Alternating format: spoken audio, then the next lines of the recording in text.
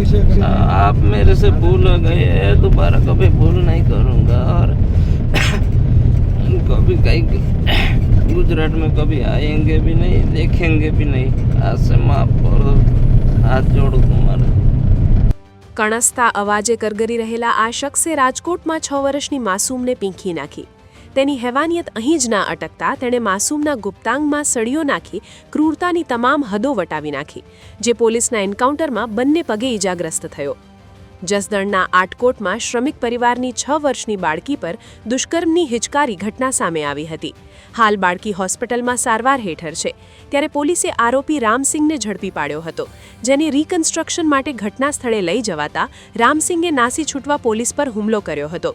પોલીસે સ્વબચાવમાં ફાયરિંગ કરતા રામસિંગના બંને પગમાં ગોળી વાગી હતી, જેને હોસ્પિટલ લાવવામાં આવતા તેણે હાથ જોડીને માફી માંગી કે હું હાથ જોડીને માફી માંગુ છું, મારાથી ભૂલ થઈ ગઈ, હવે ક્યારેય ગુજરાત સામે જોઈશ પણ નહીં।